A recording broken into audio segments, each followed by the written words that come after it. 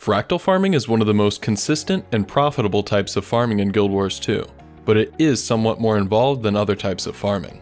This video is going to cover what fractal farming is, why you may or may not want to do it, what the requirements are, what the loot looks like depending on your account progression and performance, how to do the most popular fractal farm, and an easier fractal farm that may be a good alternative for some players.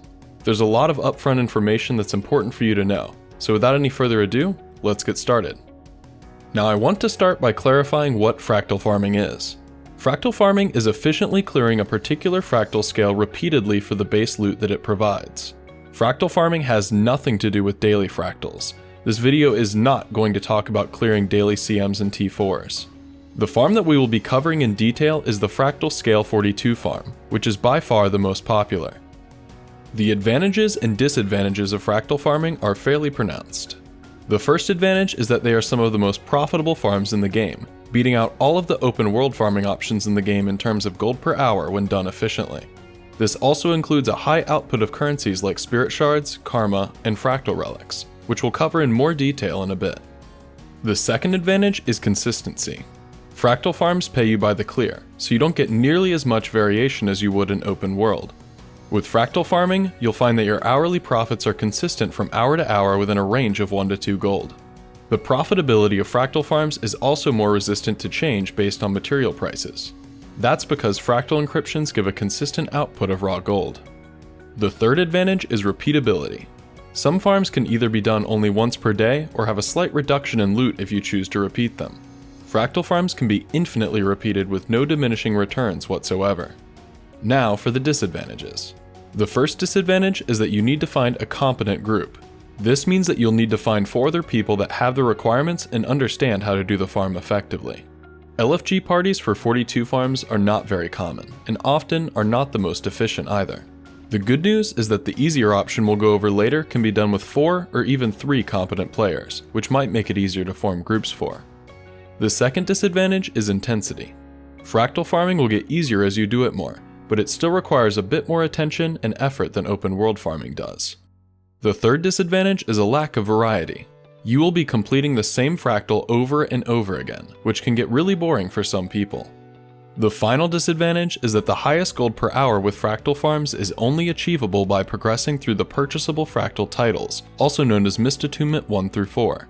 This requires a lot of time to fully unlock. I will say that you can still beat open world farms without the titles, and fractal farming is a great way to speed up your title progression, so keep both of those things in mind. Now that you have a better idea of why you might or might not want to try fractal farming, let's move on to the requirements. The first requirement is having an appropriate class geared. Yes, the class you play really does matter.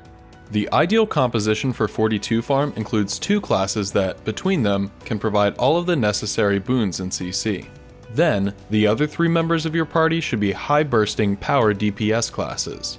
I'll throw up a list of classes that you can use for 42 farming, so you can pause and take a look at that if you'd like. There's a small variety of options, but you should pick from these. Classes that do condition damage and some other power classes like Chronomancer are not able to do their burst in a short enough window to be effective here. Again, the class you play does matter for this farm. The second requirement is being able to play your class well. Because you get paid by the clear, your performance matters. The benchmark I would recommend is at least being comfortable with tier 4 fractals before you start 42 farming. If you aren't comfortable with tier 4s yet, I'd recommend going with the easier farming option that I'll show later. The third requirement is having appropriate consumables. This includes a 5-stack offensive fractal potion for everyone doing significant amounts of damage, a 5-stack defensive fractal potion for all 5 members of the group, and potentially a 5-stack mobility potion for the supports if they need it to max out their boon duration. If you don't have these potions from doing dailies, you can buy them from this NPC in the fractal lobby. You'll make your relics and gold back from the farm.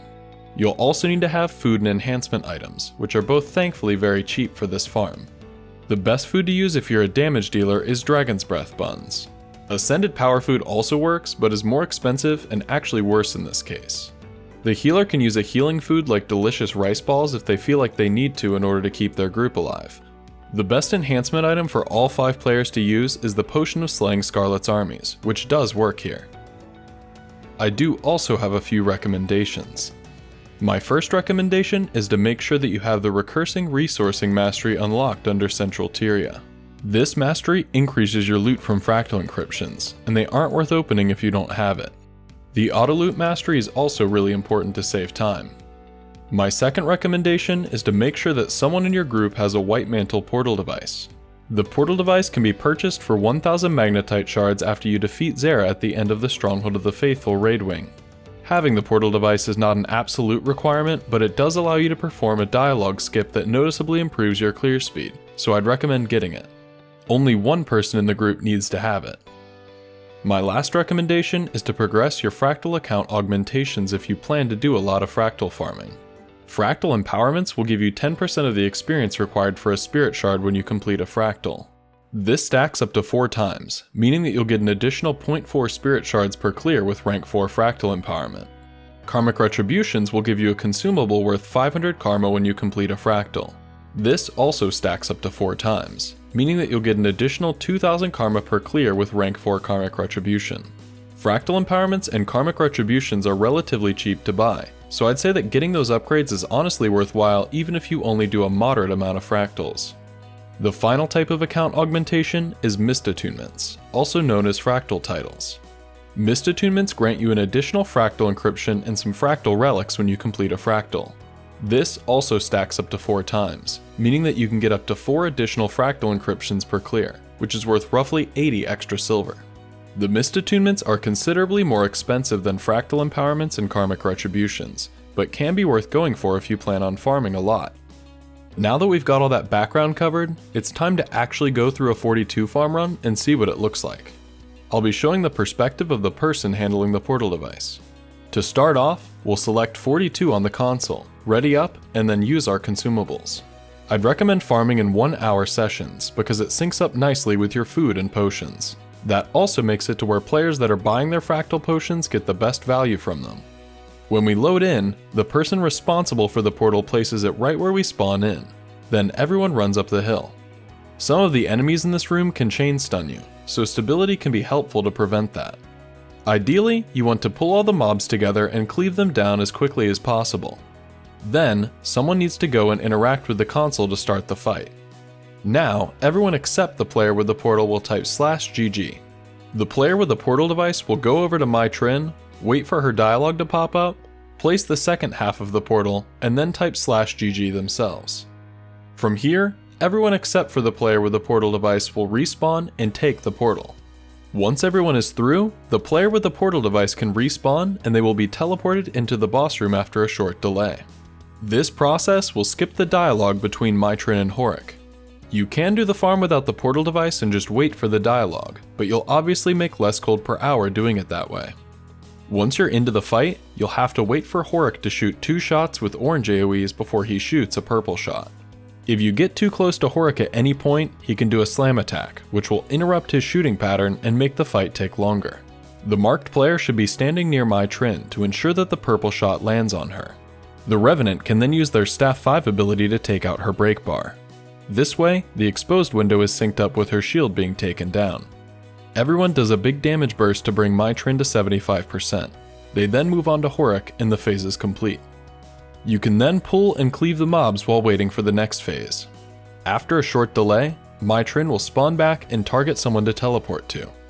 This phase is really no different from the last one, but Horik is farther away. You can use range spells or movement spells to compensate. Phase 3 is pretty much the same thing again, except you'll be doing 50% of Horik's health instead of just 25%.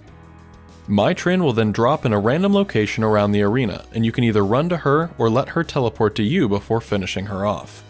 Autoloot will make it to where everyone can just ready up and go back to the Fractal lobby. From here, you'll want to have one player assigned to go to the console and reset the scale from 43 back to 42. At the same time, the player with the portal device can run over here and use the Mistlock to reduce the cooldown on their portal device. This way, it will be available when they load back into the next 42 instance. Rinse and repeat until the hour is over, and you'll have a ton of loot to go through. Now onto the loot. I've collected data from several hundred Fractal 42 clears. I've then used that data to calculate the profit of farming at different speeds. I'll pin a comment with information about the data collection conditions for those that are curious. There's a couple things to note. These gold values are from December 2022. Prices could change in the future, but as I said earlier, this farm is more resistant to price fluctuations than most, and there's not too much room for prices to fall because of the floor value on Fractal encryptions. These values should be roughly accurate over the long term, within a margin of 10% or so. We're also looking at the liquid gold value here, so spirit shards, karma, and fractal relics aren't included. Just to briefly show, if you convert relics to spirit shards by purchasing Dessa's experiment journals, then use all of the spirit shards for material promotions, you will end up profiting even more. The value of spirit shards can vary a lot though, so for the rest of this section, we'll just be looking at the liquid gold values. 24 runs per hour would be for a really solid group. To show what you can reasonably expect, I've divided the data into 3 sections, depending on your group's performance. The first section is the somewhat slow group, which does 16 clears per hour. The current liquid gold profit in a group like this ranges from 20 gold per hour with no title to 33 gold per hour with Fractal God. This group will get 8 spirit shards per hour with no fractal empowerments to 15 spirit shards per hour with tier 4 fractal empowerment. They will also get about 15,000 karma per hour with no karmic retributions, or around 47,000 karma per hour with tier 4 karmic retribution. The next table is the average group at 18 clears per hour. If you found a 42 farming group in LFG, this is about what you might expect. This group will get 22 to 37 liquid gold per hour, depending on titles. The third table is the fast group at 22 clears per hour. Again, it is definitely possible for very good groups to consistently achieve 24 clears per hour, but 22 is a good conservative number. At 22 clears, you'd get 27 to 45 liquid gold per hour, depending on titles. Obviously, the spirit shards and karma increase with your speed as well, and keep in mind that those can add a good amount to your profit. As far as boosters are concerned, they actually don't affect the gold per hour here very much, because the XP from the end chest can't be boosted. The most impactful stat to boost for this farm is Magic Find, because the end chest is actually affected by it, but it still barely makes a difference. The celebration and item boosters together add less than 1 gold per hour in profit, so I'd only advise using those here if you have a ton that you want to get rid of. You're probably better off using those in open world farms. The liquid loot you earn from this farm is made up of 3 categories. The biggest portion is fractal encryptions. To get the best value for them, you should be buying your daily discounted fractal encryption keys and opening the fractal encryptions with them. You can also buy keys with stabilizing matrices that you get from doing daily fractals and salvaging rings. If you're farming more encryptions than you can open yourself, the best option is to sell the excess encryptions to another player, which will generally yield 5 to 10% more than the trading post. For more information on how to do that, check out my video on player-to-player trading. The next biggest portion is gear. You might get a few unidentified gear, but most of the gear will be account bound with no runes or sigils. I'd recommend selling the greens to a vendor in the Fractal lobby. The rares and exotics should be salvaged with a Silver Fed, Mystic, or Master salvage kit. You might get insignias or inscriptions from exotic gear, which you can list on the trading post. The final portion is a small assortment of crafting materials, including the occasional lodestone.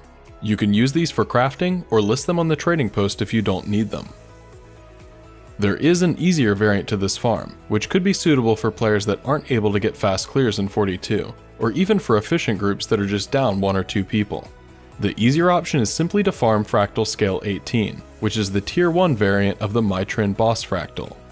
Everything I went over for 42 farms still applies here, but the Tier 1 variant will have less health and do less damage, so you can clear it faster and more consistently, especially if you're in a less experienced group.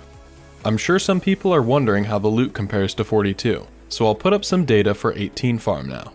18 runs per hour for a slow group and 24 runs per hour for a fast one. The base number of encryptions you'll get is 2 instead of 4, but scale 18 actually drops more rare and exotic gear than 42 does, which is interesting.